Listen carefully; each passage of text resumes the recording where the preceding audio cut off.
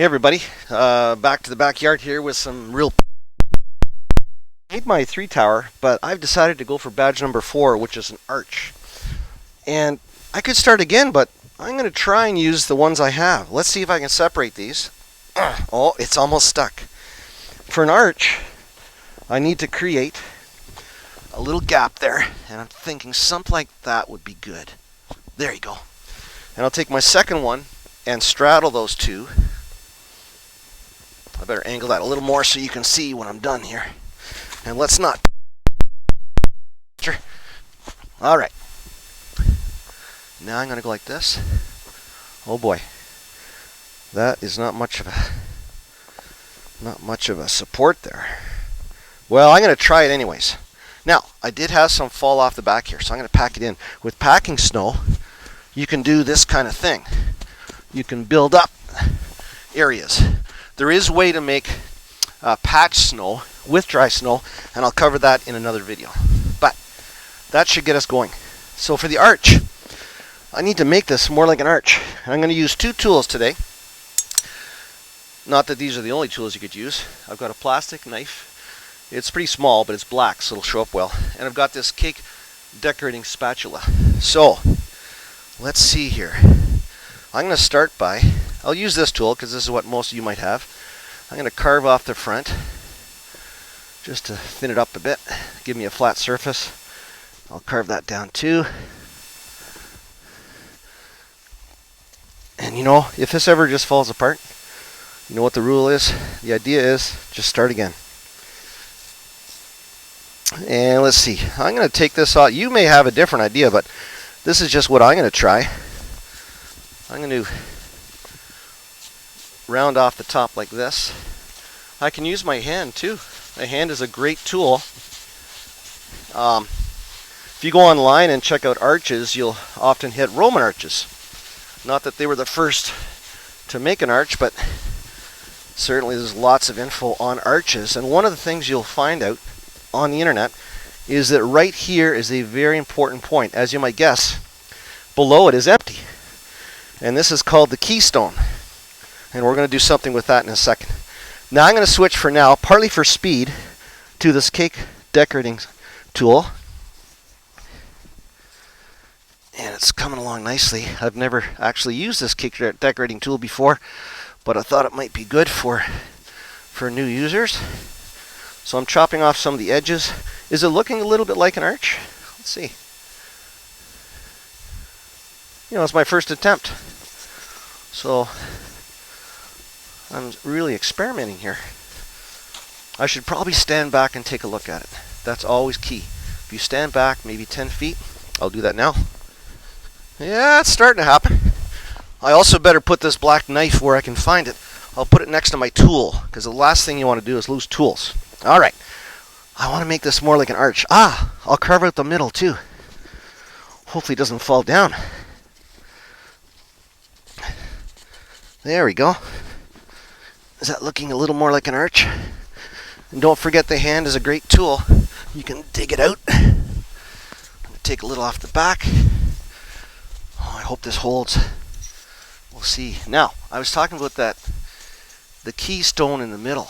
I think it might be nice, it might be cool to draw some lines in the front using this tool or the black knife to make it look like a traditional, I'll say, Roman arch. And we've been doing this pretty quickly here. This may, if you're a new user to snow, don't be surprised if this takes quite a while to figure out. Hopefully you can see what I'm doing. Alright, I'm going to change the video now so we can get in on some detail work. Okay, we're back. And I'm going to switch to the black knife tool. Of course, many are thinking, hey, he just stuck that tool in the top. I guess I better mention that. You can do that. You can stick it in because it'll always patch over. But that way you don't lose it. I guess that's one idea. Alright, using the plastic knife, let's do a keystone. You can go on the internet and see how this works. I'm going to go on here's a straight in, here's flat. Let's go halfway. Many of you would call that a 45. And I'm going to dig a little, I'll call it a trough. Just like that.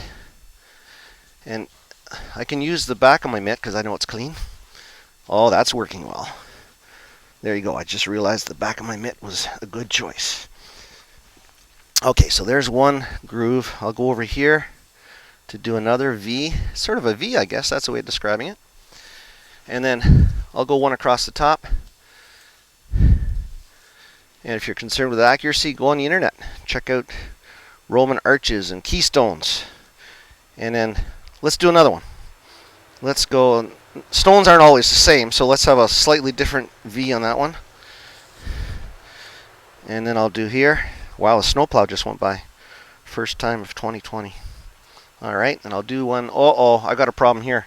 Now with packing snow, I can just throw that on. Look at the dirt on my mitten. Oh my goodness. Alright. So there, I think I pretty well fixed it. But although it is stone, like I shouldn't be expecting it to be a perfect shape every time. And then what am I going to do up top? Am I going to carve that off? Am I taking all this off? There's another decision I have to make.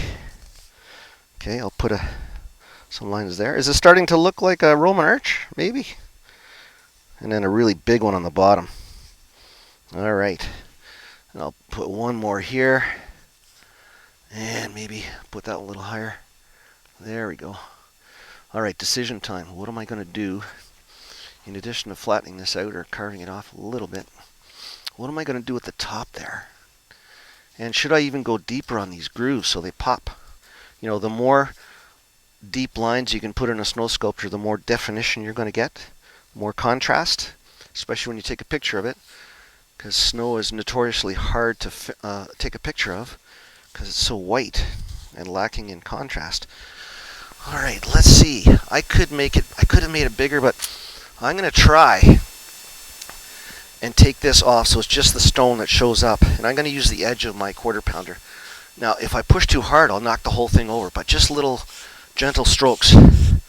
Yeah, a good edge on a piece of wood. And it doesn't have to be a quarter pounder. It could be just a piece of wood you find somewhere. Well, be careful about finding things. Like, you always check with your parents and make sure you get something that's safe. But this is working pretty well. Now, maybe you're not a kid.